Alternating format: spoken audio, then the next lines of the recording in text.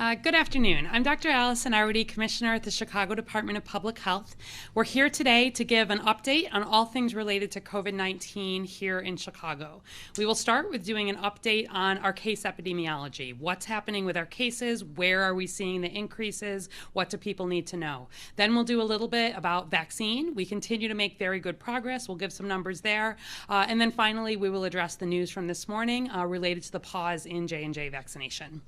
So as always, all of our data is available at chicago.gov/coronavirus. And everything that I show here, we will post on the website and is publicly available.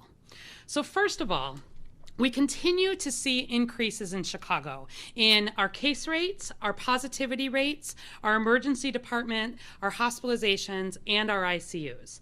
However, we are seeing those increases slow. So at this point, we're averaging 691 new cases of COVID every day here in Chicago. That puts us in the high-risk territory. We actually were previously in the very high risk because the rate of increase had been so great. But now we're back in high risk. Still a concern, still definitely need people wearing masks, social distancing, not taking unnecessary risks, and being very careful with gathering unless everybody in the group is fully vaccinated. Our test positivity is at 5.7%.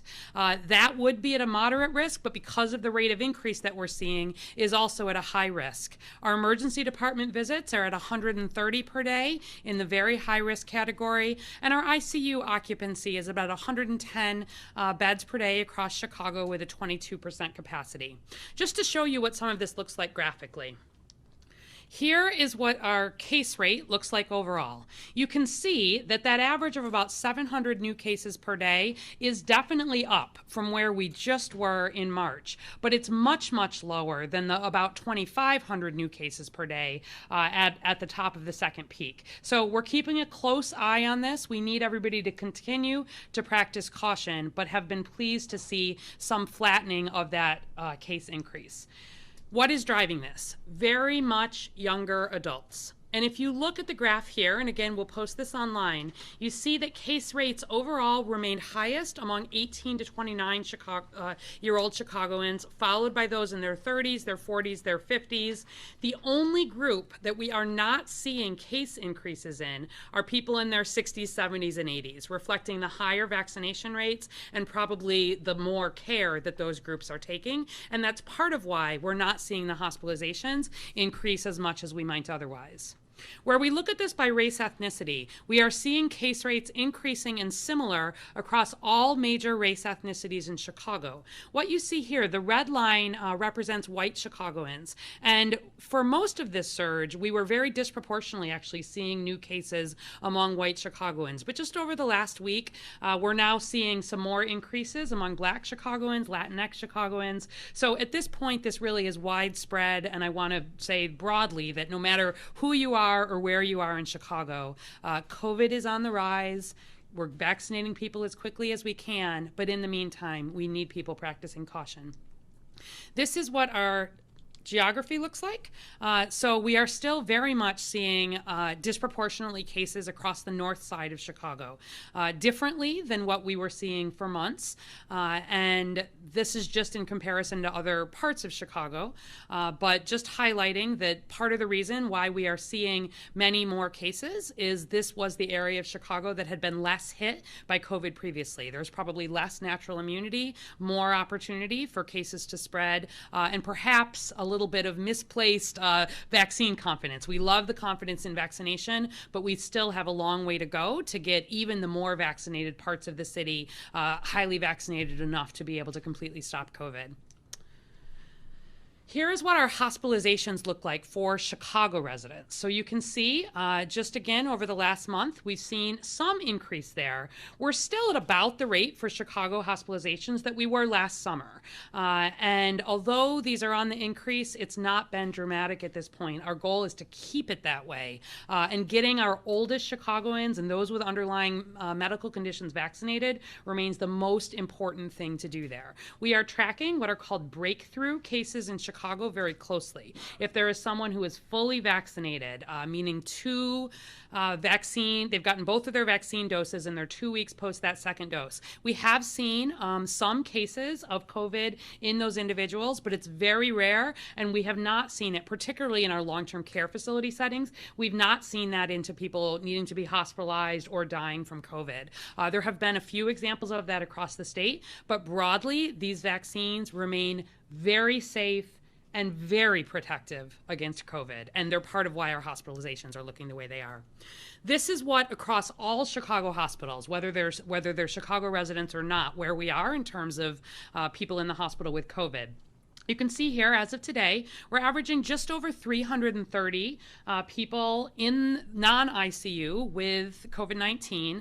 Again, that's up just a little bit from where we were a month ago, but it's nowhere near the 1,200 to 1,400 that we were seeing at the peak. And ICU, we've got about 110 in the ICU across all Chicago hospitals. Again, on a gentle increase there, but not near the 300 to 500 that we were seeing at the other peaks. So this is why we continue to monitor closely, but are very reassured that the vaccine continues to work really well for the most vulnerable folks, and that broadly, at least related to the healthcare system, we remain in reasonable control at this point. Similarly, we've not seen any increase in deaths. We are averaging 3 to 4 deaths per day among Chicago residents, similar to where we were last summer, with no sign of increases at this point. With the slight increases in hospitalizations and ICU, we may see a small increase there, but at this point, this has also not been a cause for major concern. Our vaccine efficiency goals, we hit these every single week. I want to highlight that we are among the best jurisdictions in the entire country, outperforming the other large cities, really outperforming most of the states that I'm aware of. We set a goal that every week 95% of the vaccine that comes to Chicago is allocated out to appointments, out to providers. We've hit that goal every single week. Last week, 97% of our doses that were allocated were distributed. And then secondly, we set a goal that all of that vaccine would get into arms and be reported within a week. We set a goal that at least 85% of our vaccine would be reported within a week. And in fact, we've been exceeding that every week too. Last week, 90% of that vaccine was in arms and reported.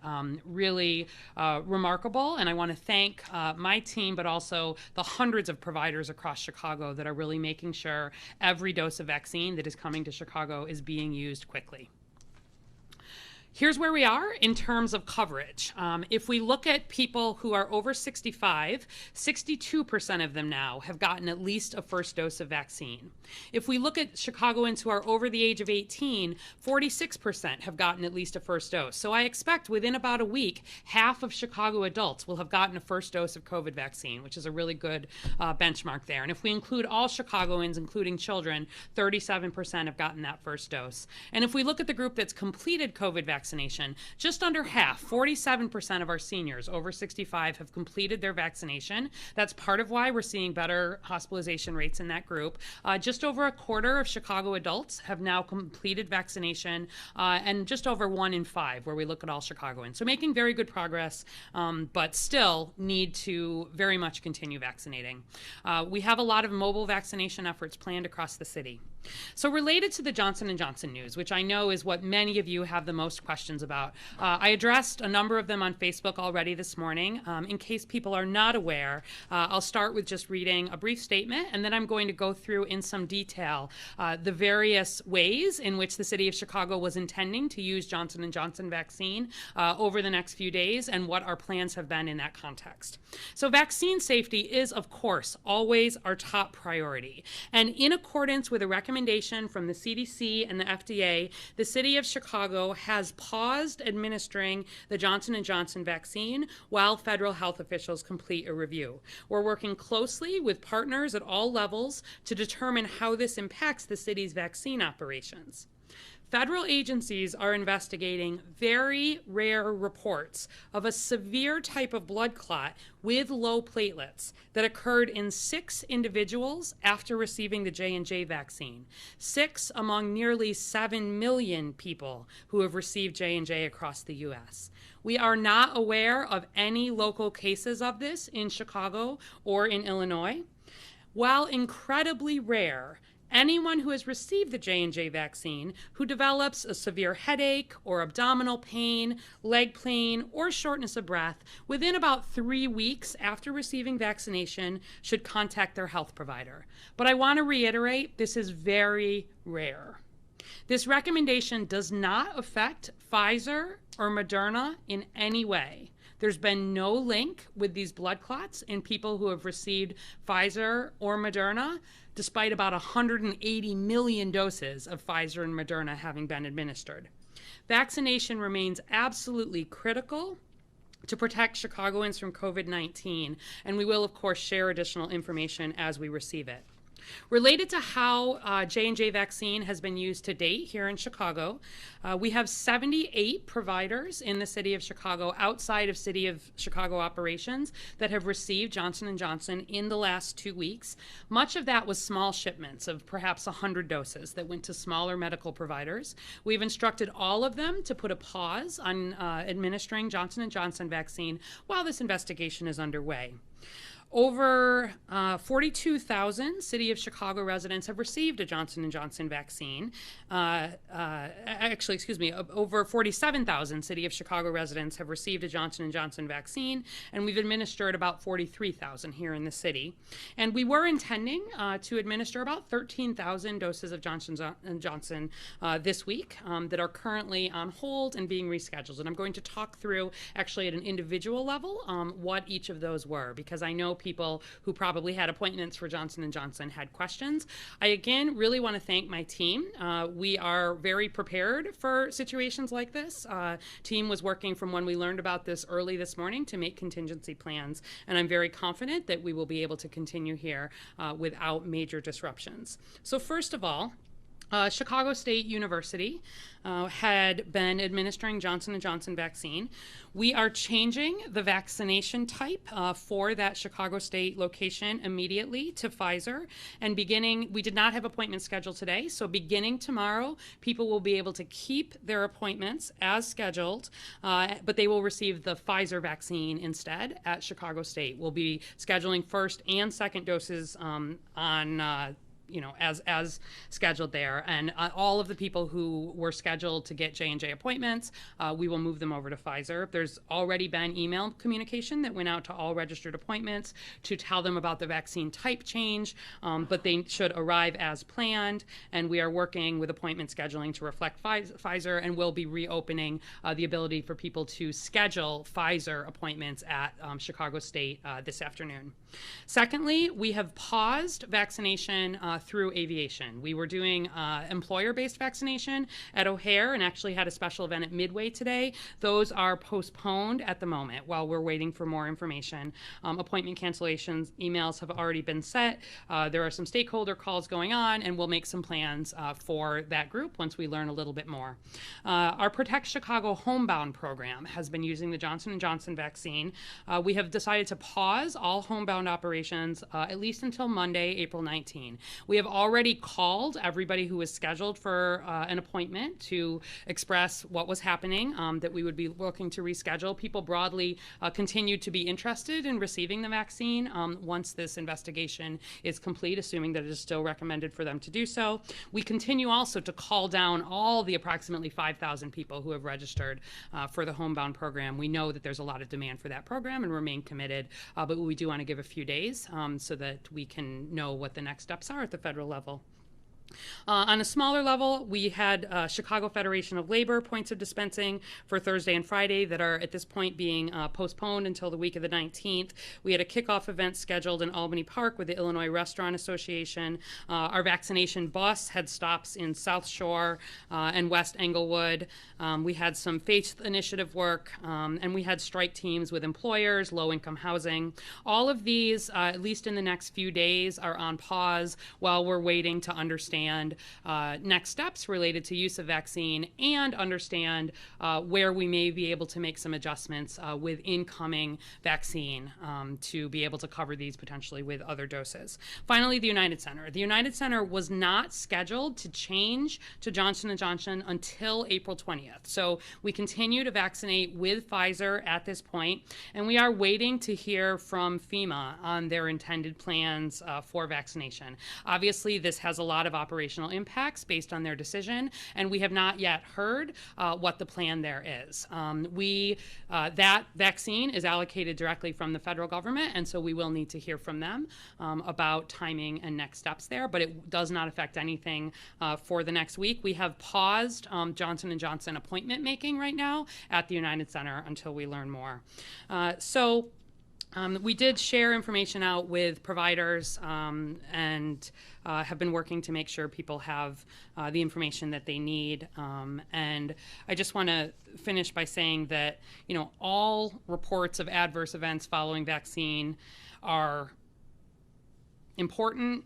We always want to look into them. Vaccine safety remains our absolute top priority, but reiterating, this is a rare but severe type of blood clot, and I fully support the decision of the CDC and the FDA to recommend this pause while they're understanding the event. And we'll be watching tomorrow when the Advisory Committee on Immunization Practices meets. That is an open meeting. We'll be watching to learn more about these cases and about plans moving forward. And with that, I will ask Dr. Geraldine Luna to come up just to give a summary of some of that information in Spanish, and then we'll come back and take your questions.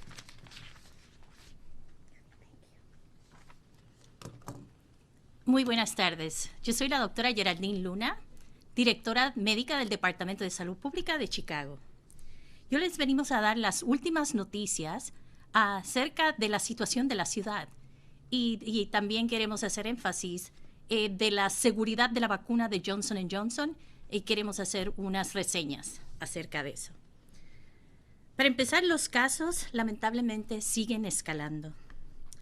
Ahora vemos un aumento también en casos de personas caucásicas, afroamericanas y latinas. Son personas jóvenes. Así que les pedimos encarecidamente que sigan las preventivas. La vacunación es una parte importante, pero no lo es todo. Tenemos que evitar las congregaciones. Lo vemos en jóvenes haciendo deportes, congregaciones, grupos sociales. Sabemos que el clima se presta, pero todavía estamos en medio de una pandemia y los números siguen aumentando. La seropositividad se encuentra ahora en 5.7. Hace 2 a 3 semanas atrás estábamos en 2.7. Esto es un aumento alarmante. Los casos aumentaron a casi 700. Tenemos 691 casos cuando estábamos cerca de los 300 hace como 2 semanas. Siguen aumentando los casos. Las visitas a la sala de emergencia y hospitalizaciones se encuentran en 130 diarias. Esto es un aumento no tan significativo como la seropositividad, pero mucho más de lo que teníamos hace 2 a 3 semanas. Y los aumentos en intensivo no han escalado como los otros indicadores de la salud, pero sí han aumentado y no han escalado más gracias a que las personas de la tercera edad, en su mayoría, ¿verdad? 60% ya han recibido las vacunas y esperamos que esto inste para proteger a todas nuestras personas de 65 años o más. Las muertes hoy en día se reportan de 3 a 4, no han subido alarmantemente. Otra vez pensamos que esto ya estamos empezando a ver los beneficios de la vacunación. Nuestra eficiencia sigue siendo la mejor. Nos sentimos mucho orgullo de la eficiencia que tenemos distribuyendo las vacunas. Semanalmente, de todas las vacunas que recibimos, 95% se van a las alocaciones, a las áreas donde han sido designadas para el uso de nuestro público. Estamos vacunando semanalmente a razón de 90% de la capacidad de las vacunas que van entrando. Esto nos llena de orgullo y, ¿verdad?, felicitaciones a todos los que están recibiendo estas vacunas. Ahora mismito el porciento de vacunación en adultos se ve de 1 a 5, así que instamos que se sigan vacunando. Esta es una parte muy importante. Y las vacunas ya están sobre 1.6 millones recibidas aquí en Chicago y eso nos pone en una posición muy aventajada recibiendo las vacunas. Ahora, sabemos que han escuchado las noticias que Johnson & Johnson, ¿verdad? Se han hecho nuevas recomendaciones basadas en la seguridad en nuestros pacientes, en nuestros miembros de la comunidad. La seguridad de la vacuna siempre ha sido nuestra prioridad principal. El Departamento de Salud Pública apoya que, de acuerdo con las recomendaciones del CDC y la FDA, la ciudad de Chicago ha detenido o pausado la administración de las vacunas de Johnson & Johnson mientras nuestros funcionarios federales completan las revisiones e investigaciones pertinentes. Estamos colaborando con nuestros socios a nivel federal y local para determinar cómo esto impacta las operaciones de vacuna de la ciudad. Las agencias federales están investigando informes muy escasos de tipo de coágulos sanguíneos severos que se han reportado con plaquetas bajas que ocurrieron en 6 personas de casi 7 millones que han recibido la vacuna de Johnson & Johnson. Estos casos son increíblemente raros, pero son consistentes, entonces la seguridad, otra vez, es lo primero. Cualquier persona que haya recibido la vacuna de Johnson & Johnson y desarrolle dolor de cabeza intenso, dolor abdominal, dolor de piernas, dificultad al respirar, dentro de las próximas 3 semanas posteriores a recibir la vacunación, es importante que vayan a buscar atención médica. Esta recomendación no afecta a Moderna o a Pfizer. Estas vacunas son seguras. La vacuna sigue siendo fundamental para proteger a los habitantes de Chicago del COVID-19 y compartiremos más información a medida que la recibamos. Hay varios sitios donde se han pausado la vacunación y queremos informarle que seguiremos administrando Moderna y Pfizer como lo hemos estado haciendo en nuestros centros de vacunación, en nuestros centros masivos. El United Center está recibiendo las vacunas del gobierno federal, así que vamos a estar atentos después de la próxima semana a ver qué suministro nos envíen. En Chicago, la Federación of Labor está tomando las medidas pertinentes para seguir vacunando de Moderna y de Pfizer. Y el Chicago State University, la ciudad le complementa y will be changed immediately. O sea que va a cambiar inmediatamente a Pfizer. De Johnson & Johnson va a cambiar a Pfizer. De haber cambios, todas estas personas se les están llamando, se le están haciendo, ¿verdad? Las citas para recibir su vacuna. Se le están posponiendo o dando diferentes citas para recibir su vacuna a las que ya la tengan, pero las personas que tengan cita para recibir Moderna y Pfizer continuarán recibiendo el esquema como se les ha indicado. Recuerden, la seguridad es nuestro primer indicio, nuestro primer paso cuando tomamos decisiones. Gracias. Thank you, Dr. Luna. Happy to take questions. Dr. Arwady, thank you. And can you characterize how much of a setback is this? So, a couple things I would say. Number one, we all care the most about confidence in vaccine safety. And I think the fact that this decision was made to put J&J on pause, for me, is a signal of how strongly we take vaccine safety, how strongly we consider that in this country. I know it was a difficult and fairly quickly made decision at the federal level, but I hope that people will take this, as I take it, to be a sign that if there is even what we call a safety signal, a concern that there could be an issue here, first and foremost, we work to pause, we work to understand that, we work to make sure that providers have the most important information, and then once the full investigation is done, we're transparent about if there need to be changes with this vaccine moving forward, we will do that. My bigger concern is that I know that a lot of, comparatively, most people in this country have been vaccinated at this point with Pfizer and Moderna. I do want to underscore that we've seen no concerns of this related to Pfizer or Moderna in 180 million doses of this being given. There's not been, to my knowledge, a single event reported like this. But nevertheless, I know that not everybody thinks in terms of the different kinds of vaccine in the same way that I do. And I worry that people may have decreased confidence appointments and more concern about side effects as a result of this. And at one level, that would be a very natural thing to be concerned about. And so I would ask people to have a little bit of patience here, to trust that the reason this pause is on is because we want to fully understand these rare events and be able to make sure that all of the recommendations that we make about vaccine are based in the best science with safety and efficacy first and foremost. So I am concerned because I know people will have concern when they hear this, and we want, getting Chicago past COVID, getting the U.S. past COVID means getting us vaccinated.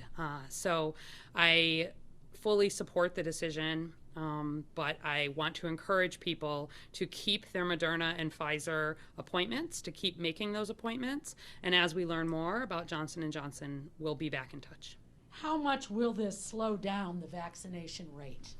So I think it will have an impact, probably not as large an impact as it might have, simply because we had already seen a slowdown in the amount of Johnson & Johnson we were receiving because of some of the manufacturing problems. So just to give you some perspective on this, we had received a one-time 40,000 Johnson & Johnson allocation, which we had then seen drop to fewer than 5,000 doses in this current week that we're in. We had spaced some of that out over a few weeks, but it is of the three vaccines, it is the one that has been by far the one we've administered the least of, but it's been an important vaccine for us in terms of the one and done, the lower side effect profile.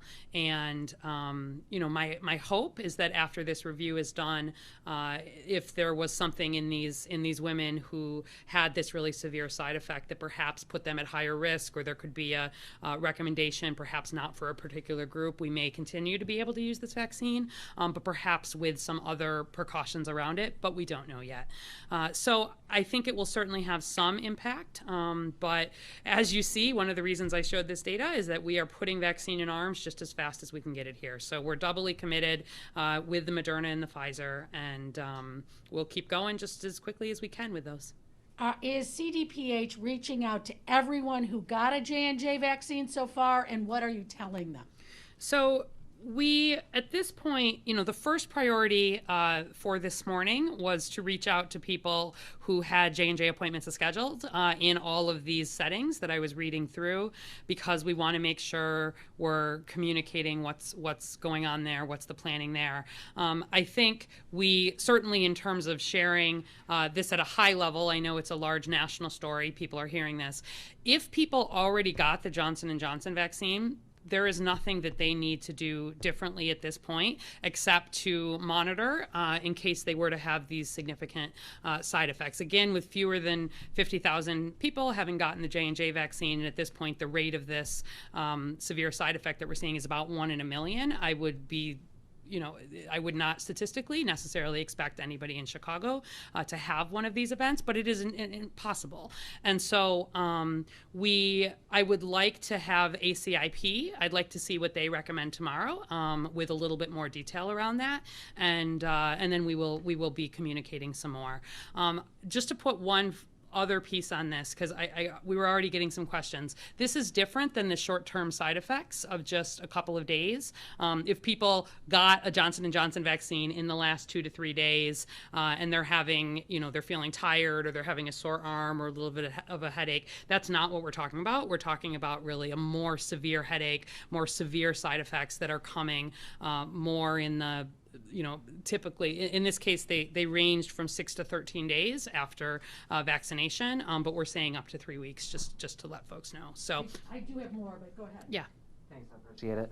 Do you know why, or can you give any additional context as to why the rates are increasing across racial groups at this point in Chicago, not just a north side versus south side issue, just given segregation in the city? Yeah, so, we have and continue to have a widespread COVID outbreak in Chicago. So it's not, when we show that we are disproportionately seeing more cases still on the north side, there is no part of the city that has not seen COVID and has not continued to see COVID. We've continued to see cases and hospitalizations out of virtually every zip code, right, over this last month.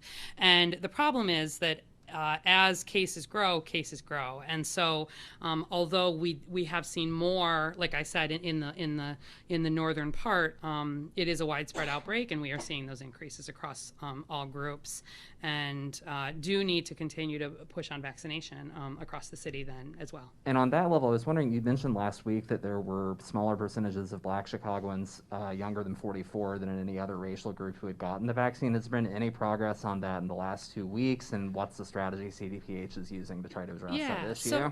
Yeah, definitely. So, one of the concerns, or one of the things that is making this news particularly difficult is that there is a lot of demand for Johnson & Johnson, and we have heard that when we've been out in communities, people wanting to do a single shot, particularly if they had had COVID in the past, concerned about side effects, really interested in the single vaccine. And so we had worked quite hard. Some of these events that I ran through, like some of the faith-based events, some of the vaccine bus events, really trying to bring vaccine to people in a way that may not always require an appointment, doesn't require that second dose. That kind of approach has been important for some of our predominantly Black neighborhoods. To be perfectly clear, we have also used Johnson & Johnson we used it for the airlines, including the executives. We've used it for a whole range of employers. That's not been the only focus. But it is true that where we continue to see lags the most are in younger Black Chicagoans. And there's a whole range of things that we're doing to work on there. I do want to put that in a little bit of context, though, because we've been watching pretty closely vaccination rates across large cities. And not only are we ahead of, where we look at the 10 other large cities in terms of coverage rates, we are by far the furthest ahead for Latinx coverage compared to other large cities, and we were second in terms of Black coverage. So although we have a long way to go, we are I think with this really focused work, doing still better than a lot of places, but there's a long way to go. So we will be adjusting J&J to push some of these other vaccines to some of those areas, and be working with the partners that we've been working in there to try to get people's questions answered, and try to keep vaccine confidence high. And just, anecdotally and on social media, this news is obviously not going to be good for vaccine hesitancy going forward. Can you give any idea about what CDPH strategy is going to be like in the months ahead? Either short-term responding to this right now, and long-term about what it's going to be like. Yeah, so, I think there's a couple things. One is that, we remain very committed, as I said, to following the science on this and being very transparent about it. I want to be really clear with everybody what we know, what are we still learning, and make sure that people have that information. I definitely want people to hear how rare this is. One of the reasons, I think, why the CDC made the decision to announce this when it was so rare is because the way that this is presenting, healthcare providers need to treat it differently than they would otherwise. Usually when people come in with a blood clot, you treat it with a medicine called heparin, which helps thin the blood. And the way that this is presenting with both a blood clot and low platelets, you would not want to give heparin. You'd need to give a different treatment. And so part of this announcement was also just making sure that if there are other events, that providers know about this and know to check people with either low platelets or blood clots, know to check and then be able to treat them appropriately. But the bottom line is that this vaccine, the Pfizer and the Moderna in particular, the safety and efficacy on this vaccine has really been unparalleled. We have never had a vaccine with this kind of 90% type plus efficacy, and these safety concerns, again, have not been related to Pfizer and Moderna, and it uses a different process. So we're going to talk to people. I want to get the full information. We learned about this morning like everybody else did, and so I want to make sure we know everything so that we can answer people's questions, and I think we'll have more of that just over the next day or two. Mm-hmm. Dr. Arwady, the state today, Governor Pritzker tweeting out a promise of 50,000 doses to Chicago to help out. Is this going to be enough, and how much, if you can characterize how much important this is, how much this will help?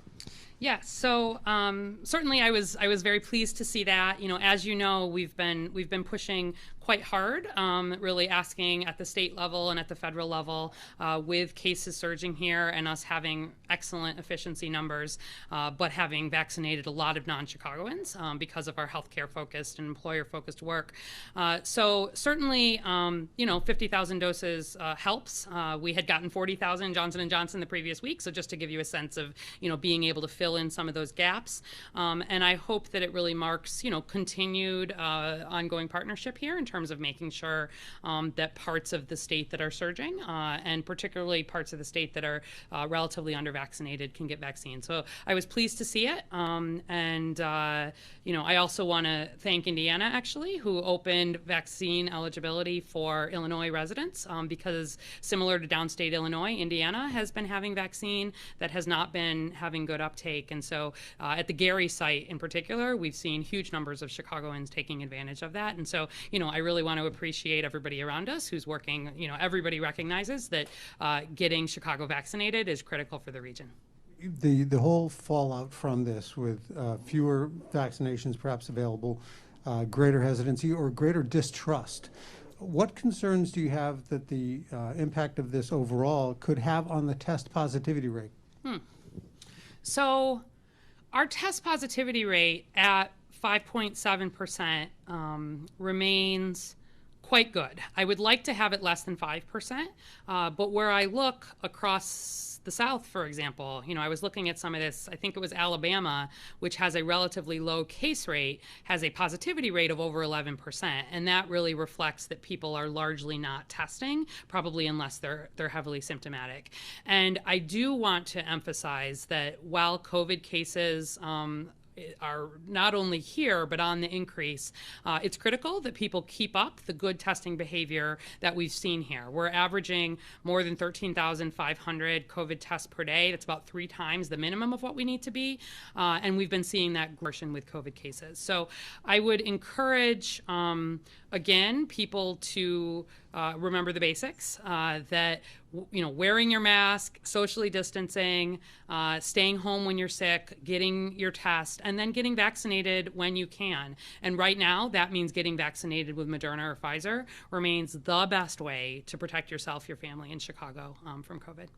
Dr. Arwady, could I also ask you, we're getting a lot of questions from people who say they had a bad headache the next day that went away after 24 hours. Is this still considered a red flag? How long might these symptoms persist? And if they are only temporary, is that still a concern? Yeah, that's a great question. This is different than the short-term reactions that we will see in people, in the 24 to 48 hours right after they get vaccinated. So this is in no way related to, at least based on what we know now, it is not related to any short-term effects. The thought on this, if this does turn out to be linked in some ways, that is probably immune mediated, and your platelets have about a 10-day lifetime in your body, and it takes time for this to show up. And so if people had a headache in the day right after they got vaccinated and it went away, I would not have significant concern about that at all. This is more if you were to see a severe headache, abdominal pain, leg pain, or just other concerning symptoms appearing, more in the kind of 1 to 2 weeks post-vaccine, and we're saying up to 3 weeks at this point. We would want people to seek medical care, but these are the things that we would want people to seek medical care for anyway. And it's just making sure that they share that they've gotten the vaccine, and then we've been doing a lot of communication to our doctors here so they know what to test for and what to look for in case people are coming in with these symptoms. And off topic, what would Biden's lead pipe proposal mean for the big city residents, for the city residents of Chicago? Sure. If Congress does approve it. Yeah, so I was very pleased to see attention to lead service lines in the Biden administration's proposals. The city of Chicago has a lot of these. They are a legacy infrastructure issue that, as you know, we have very much started to address here, but this is a problem that was decades in the making, and it is likely to take many, many, many years to address, and a lot of funding. So I was really pleased to see that attention to lead service lines. I also want to reiterate that we do at the Chicago Department of Public Health, we look at every single child's lead levels, and the number one way still that we see children getting lead poisoned in the city of Chicago remains from lead paint as opposed to lead in water. And so we want to also make sure that I'm very hopeful that some of these very large, costly infrastructure things are addressed, that we also continue to make sure that we're addressing the lead paint issues in indoor housing. And I'm hopeful that will also be included as Congress is thinking about. Sorry, one last one. I'm sorry, it was brought in late. What are the numbers by age for hospitalizations? Does that also track with younger residents representing most of these increases? Yeah. Are more 18 to 29, 30 to 39? What about those hospitalizations? Sure. So we've looked at that, and we are seeing more of the increased hospitalizations among people under 50, very different from what we had seen previously. Again, just reflecting how important vaccination has been to protect those older folks. So if you look at it, it's really, those under 50 on top, and it kind of goes down backwards. So if people in their 50s, 40s, 30s, the opposite of, just like what you would expect, younger people less likely to have the severe outcomes. But the vaccine is clearly playing a role here in how we are seeing severe outcomes show up, which is why I, again, even in the context of this J&J news, want to emphasize that especially older people and especially with people with underlying conditions, your risk of being hospitalized or dying from COVID remains much higher than your risk of having this very severe side effect because it is so unusual, even if you were, even if you had gotten the Johnson & Johnson vaccine. So these vaccines work, and they are the way we're going to get out of COVID. But yes, broadly, people under their 50s, we are also seeing higher hospitalization rates among Black Chicagoans as compared to other Chicagoans, consistent with what we've seen at other points in the outbreak. Thank you. Thank you. Thanks.